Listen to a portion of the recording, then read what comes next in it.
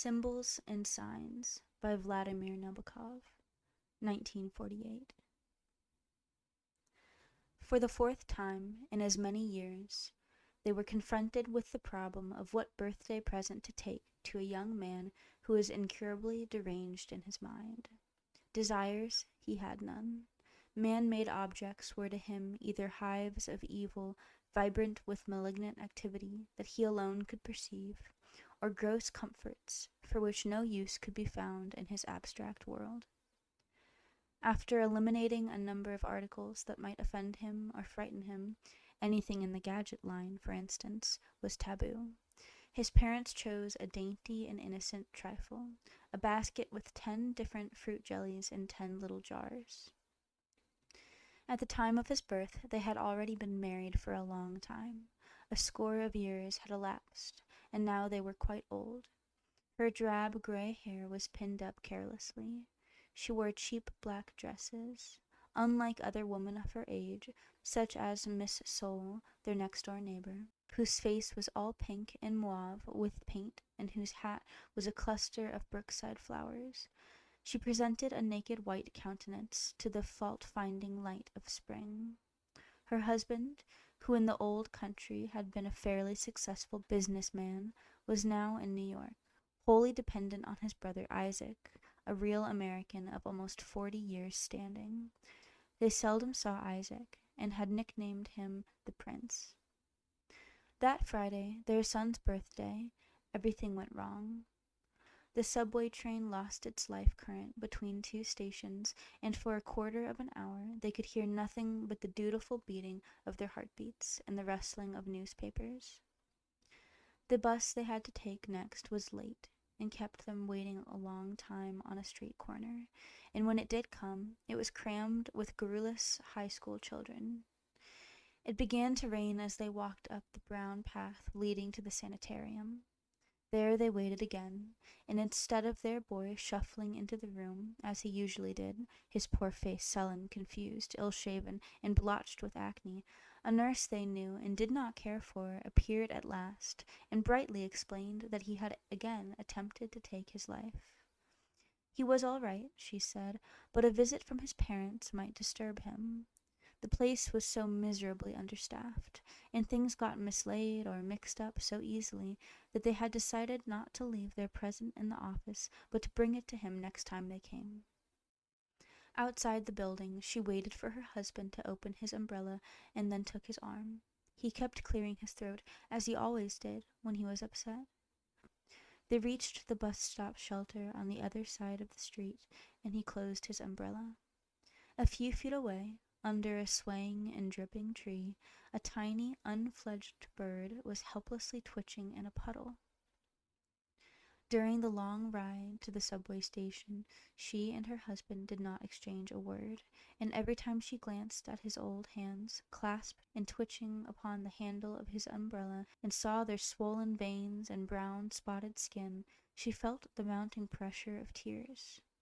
As she looked around, trying to hook her mind onto something, it gave her a kind of soft shock, a mixture of compassion and wonder, to notice that one of the passengers, a girl with dark hair and grubby red toenails, was weeping on the shoulder of an older woman.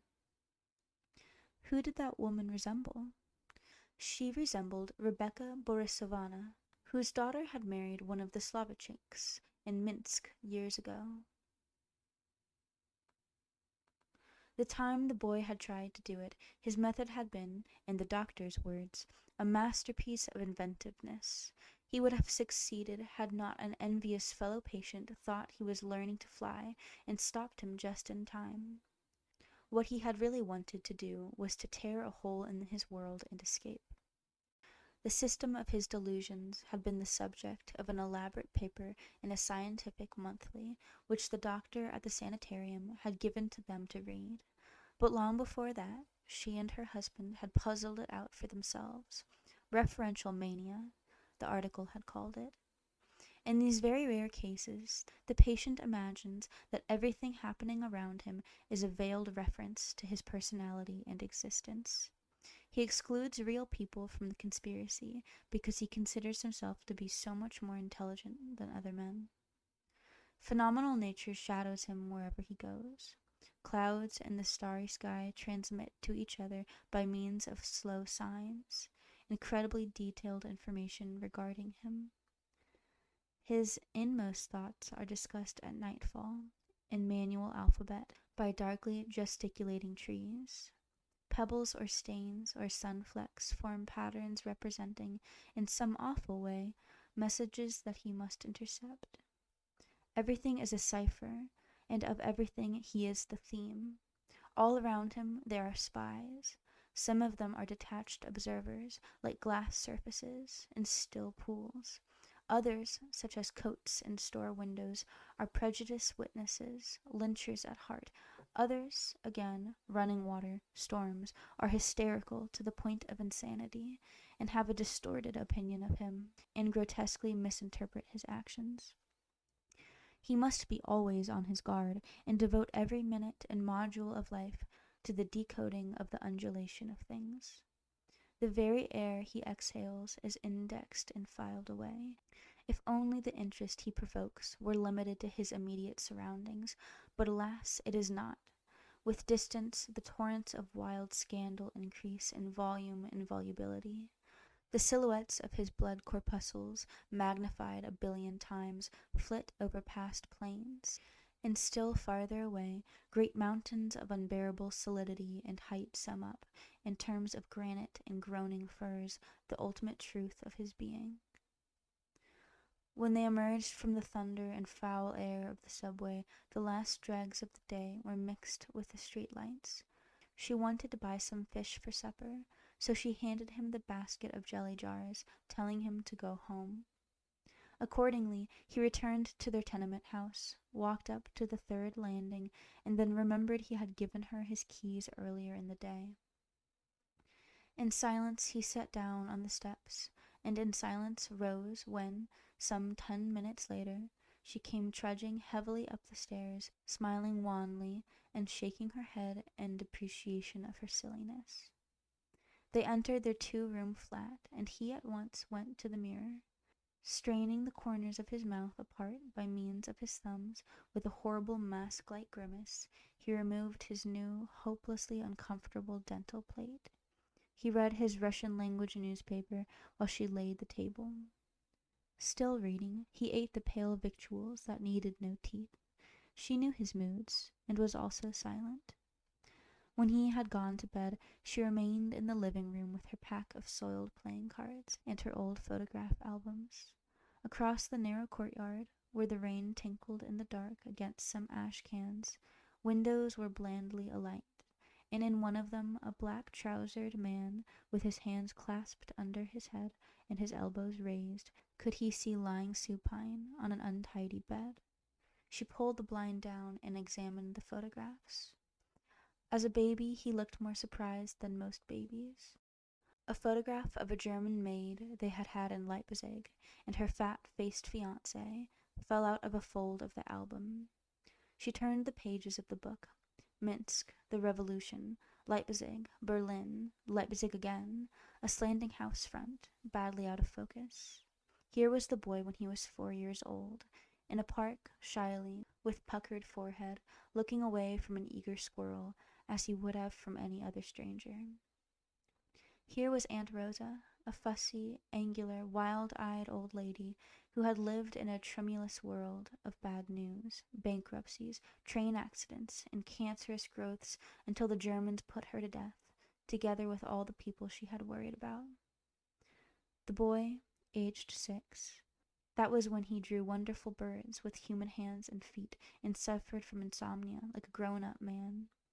His cousin, now a famous chess player, the boy again, aged about 8, already hard to understand, afraid of the wallpaper in the passage, afraid of a certain picture in a book, which merely showed an idyllic landscape with rocks on a hillside and an old cartwheel hanging from the branch of a leafless tree. Here he was at 10, the year they left Europe. She remembered the shame, the pity, the humiliating difficulties of the journey, and the ugly, vicious, backward children he was with in the special school where he had been placed after they arrived in America. And then came a time in his life, coinciding with a long convalescence after pneumonia, when those little phobias of his, which his parents had stubbornly regarded as the eccentricities of a prodigiously gifted child, hardened, as it were, into a dense tangle of logically interacting illusions, making them totally inaccessible to normal minds. All this and much more she had accepted, for, after all, living does mean accepting the loss of one joy after another, not even joys in her case, mere possibilities of improvement. She thought of the recurrent waves of pain that for some reason or other she and her husband had had to endure, of the invisible giants hurting her boy in some unimaginable fashion, of the incalculable amount of tenderness contained in the world, of the fate of this tenderness which is either crushed or wasted, or transformed into madness, of neglected children humming to themselves in unswept corners, of beautiful weeds that cannot hide from the farmer. It was nearly midnight when, from the living room, she heard her husband moan, and presently he staggered in, wearing over his nightgown the old overcoat with the astrakhan collar that he much preferred to his nice blue bathrobe. "I can't sleep," he cried. "Why can't you sleep?" she asked. "You are so tired." "I can't sleep because I am dying," he said, and lay down on the couch. "Is it your stomach? Do you want me to call Dr. Solov?" "No doctors, no doctors," he moaned. "To the devil with doctors. We must get him out of there quick. Otherwise we'll be responsible. Responsible!" He hurled himself into a sitting position, both feet on the floor, thumping his forehead with his clenched fist. "All right," she said quietly. "We'll bring him home tomorrow morning." "I would like some tea," said her husband, and went out to the bathroom. Bending with difficulty, she retrieved some playing cards and a photograph or two that had slipped to the floor, the knave of hearts, the nine of spades, the ace of spades, the maid Elsa and her bestial bow. He returned in high spirits, saying in a loud voice, "I have it all figured out. We will give him the bedroom. Each of us will spend part of the night near him and the other part on the couch. We will have the doctor see him at least twice a week. It does not matter what the prince says. He won't have much to say anyway, because it will come out cheaper." The telephone rang. It was an unusual hour for it to ring. He stood in the middle of the room, groping with his foot for one slipper that had come off, and childishly, toothlessly gaped at his wife. Since she knew more English than he, she always attended to the calls. "Can I speak to Charlie?" a girl's dull little voice said to her now. "What number do you want? No, you have the wrong number." She put the receiver down gently, and her hand went to her heart. "It frightened me," she said. He smiled a quick smile, and immediately resumed his excited monologue. They would fetch him as soon as it was day. For his own protection, they would keep all the knives in a locked drawer. Even at his worst, he presented no danger to other people. The telephone rang a second time. The same toneless, anxious young voice asked for Charlie. "You have the incorrect number. I will tell you what you are doing. You are turning the letter O instead of the letter 0. She hung up again. They sat down to their unexpected, festive midnight tea. He sipped noisily. His face was flushed. Every now and then he raised his glass with a circular motion, so as to make the sugar dissolve more thoroughly. The vein on the side of his bald head stood out conspicuously. The silver bristles showed on his chin. The birthday present stood on the table.